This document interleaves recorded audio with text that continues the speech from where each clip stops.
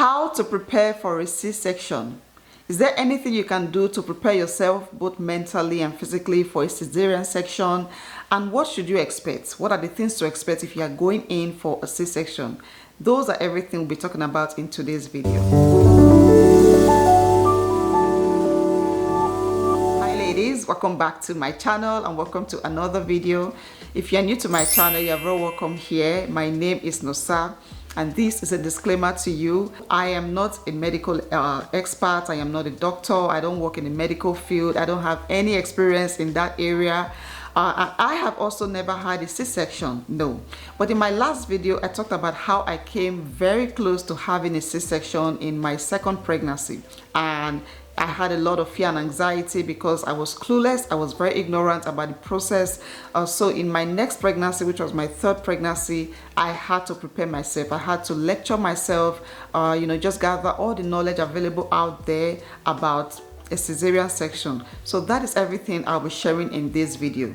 Now, pregnancy or labor and delivery can be very unpredictable. You can have a very smooth and easy pregnancy, but in the end, when you're ready to have your baby, some kind of complications might come up and your doctor may recommend that you have an emergency C-section, an unplanned C-section.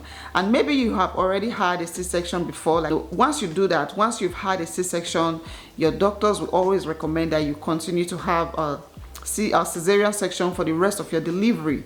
Some people do get a VBAC, that's a vaginal delivery, after a C-section, but sometimes it can be risky. So a lot of experts will advise you to just continue to have C-section delivery, for the rest of your pregnancies. So if you are having some kind of fear about that, maybe your last experience was very bad, then this is a video that should help you. I'm going to tell you how to prepare both mentally and physically so that when you're walking into that theater, you are full of confidence, you know what to expect, you have no fear, okay?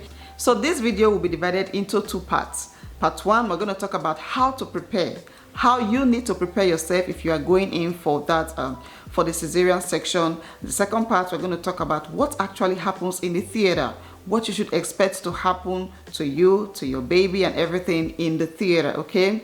So number one, the first thing you want to do is to, of course, pack your hospital bag. You should do this way before you get close to your due date. So maybe sometime in your early third trimester or even your second trimester. For me, once I hit 30 weeks, I start packing my bag, and I continue to pack that bag until 35 weeks. I make sure that bag is closed, zipped, ready to go. If I put the bag in the car, in our car, or by my 35th week, so that if there's any emergency, if there's any need to go to the hospital, I am ready. So that is something you want to do, and there are some specific things you want to pack if you are going to have a C-section. You want to pack some comfortable clothes that you can wear in the hospital, some pajamas, nursing bras if you long to breastfeed your baby, comfortable shoes or slippers or socks that you can wear around the hospital, a nursing pillow. There's actually a long list. So I'm going to leave the link in my description box or in the comment section of this video. You can click on that link to see the list of things you should bring to the hospital if you're going to have a C-section. It is very, very important, and I think that would help you. Number two, another very important thing you want to do is to discuss your birth plan with your doctor or your midwife, whoever is assisting you to have your baby. So you want to let them know who would be in the room with you during the delivery. I know that there are some hospitals in some parts of the world where nobody is allowed except for the woman who is having the baby. Nobody else can come in with you.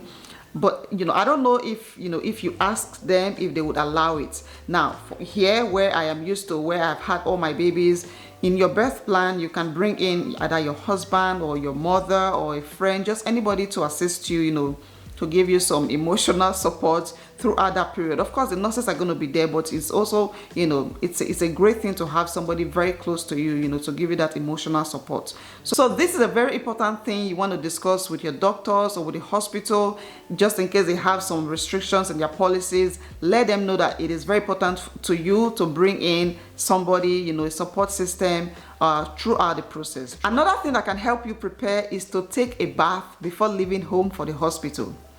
If you're going to have a baby, whether it's a vaginal delivery or a C-section, it is always a great idea to take a bath, because that will help you to feel calm and relaxed. Delivery is a long process, so you want to feel calm, you want to stay very calm, and it can also help to reduce the risk of infection, which is possible to get during delivery. So take a bath. Now, some hospitals can offer you a chance to take a bath in their hospital, but I like to do it in the comfort of my home, in my bathtub, where I can easily just relax and don't feel any pressure. So that is something you want to do. Take a cool shower, a warm shower, and that can help you to be relaxed and prepare you both mentally and physically for the whole process.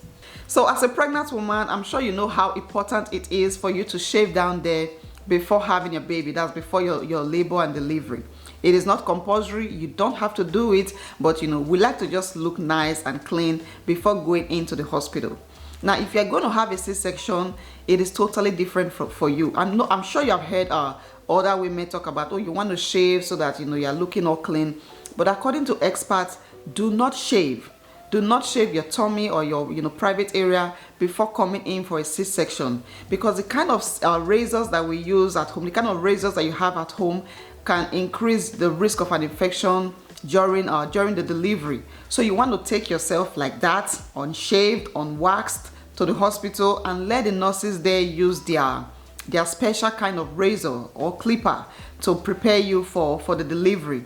If you are going to have a C-section, another thing that experts advise is to not eat any solid foods 6 to 8 hours before your surgery. And this would help to reduce the risk of like a lung complication or vomiting or infection.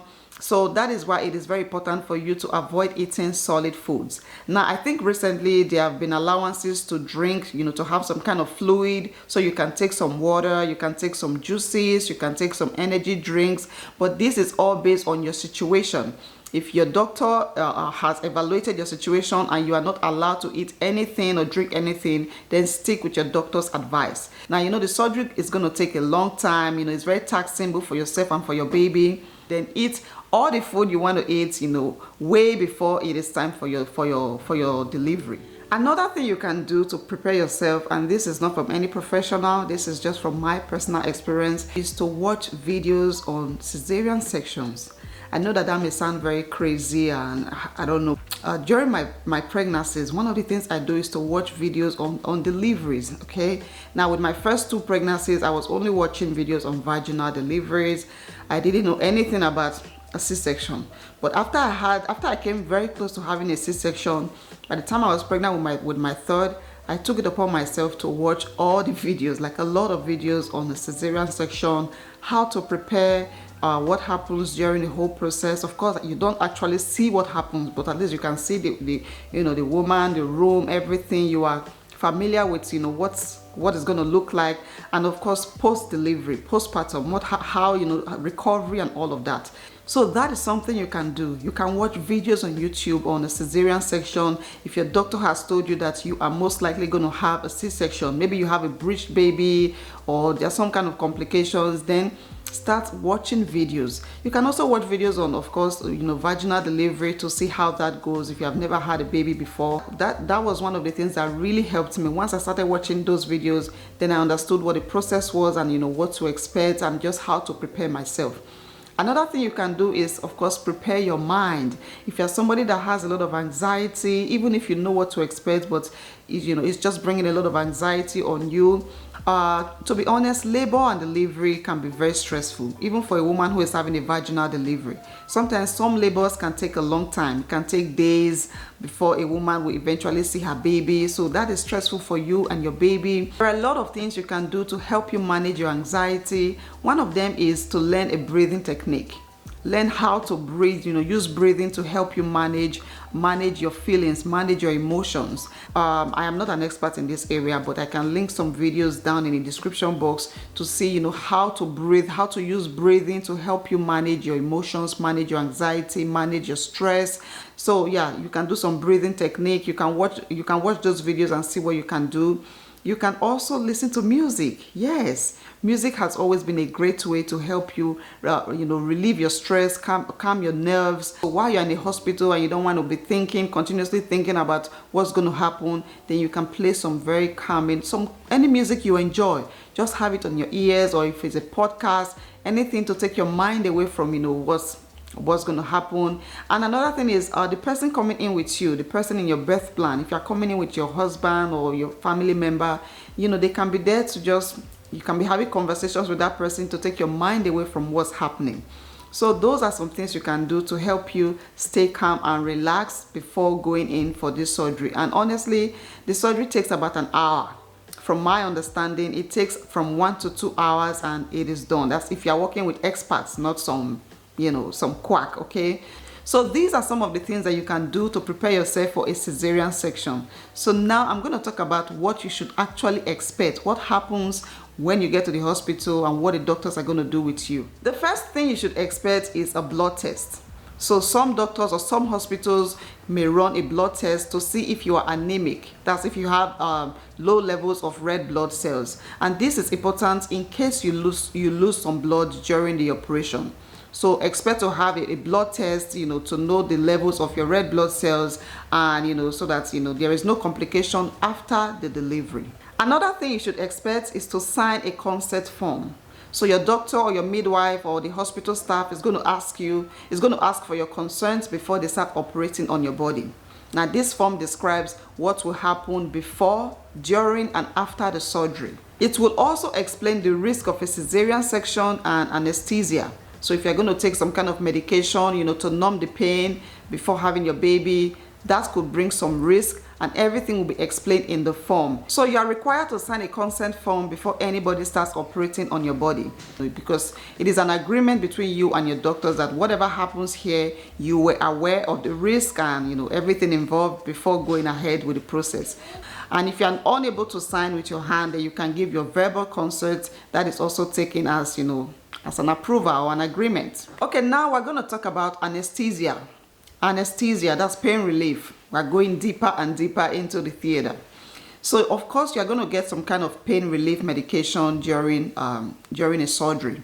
Now for women having a cesarean section, a spinal is one of the most common pain relief medication. There's also epidural, but I think spinal is the most common one. So for me, I got an epidural throughout my labor, all my labors and delivery. So for the spinal and the epidural, they are almost the same thing. I think they give the same effect. A spinal or an epidural is a medication that goes through your spine. And when that injection is given to you, it numbs the lower part of your body.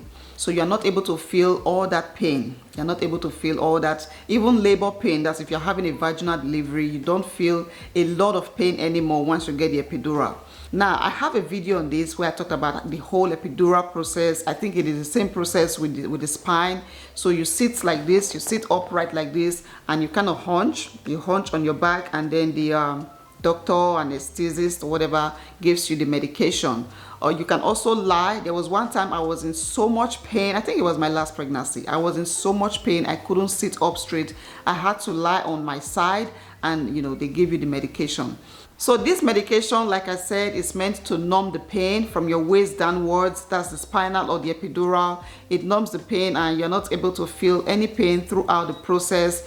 You might feel a prick on your skin when the needle touches your skin, and that's it. Once it gets into your body and comes back out, you don't feel any pain. So you're going to get a spinal or epidural, whichever one your doctors recommend. And after that, your doctors are going to do the surgery on you, get your beautiful baby out. And after the surgery is done, the medication is going to wear off. And when it wears off, you're going to start feeling some pain again. But you can take some, you know, simple painkillers like Tylenol, ibuprofen, paracetamol, whatever you have around you to help you manage the after pain. But that medication is needed. That's the spinal and the epidural is needed to help you through the labor and even immediately after having your baby. Another thing you should expect is that you will be awake throughout the operation. Yes. You're going to be awake while the doctors are getting your baby out. You're not going to feel any pain because of the medication, but you will of course feel some pressure and tugging while the doctors are trying to get your baby out. So you are going to be wide awake while the operation is being done to get your baby out. But there are some cases where the pregnant woman will have to be asleep before the operation can be done. And that is in a situation where she's not able to get a spinal or an epidural. So in this situation, a general and anesthetic I hope I'm not butchering that word, okay? A general anesthetic is given to her, and that will cause her to sleep, sleep for a long time while the operation is done. This is a case where there is no spinal and no epidural. If you have the spinal and epidural available in your hospital, then you are going to be awake throughout the process. And also, your partner may not be allowed into the theater. So if you're going to be asleep throughout the operation, a lot of hospitals do not allow your partner to come in with you, but of course he will be in the recovery room. He will join you in the recovery room after you've had your baby. So when there is no spinal or no epidural, then expect to get a general anesthesia that can make you fall asleep, throughout the operation, and then you get to reunite with your husband and your baby in the recovery room. Okay, the next thing on my list is the actual operation. What are the doctors going to be doing with your body? And let me save you guys all that trauma.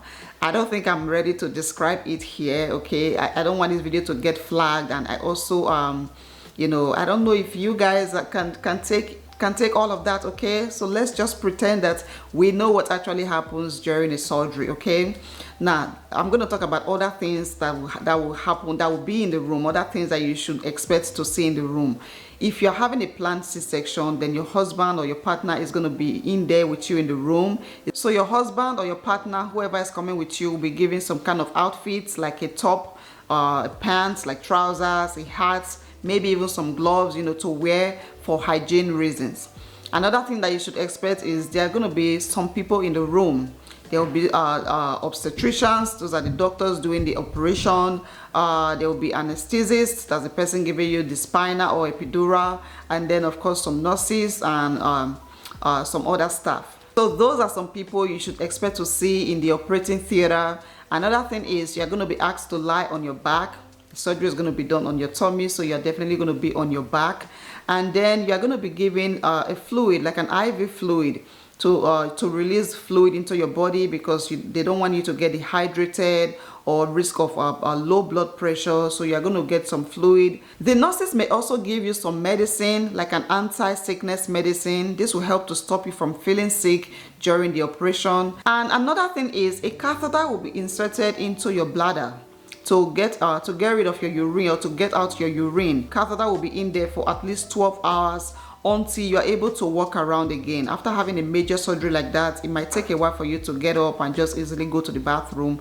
So you're going to have that in there, for a while.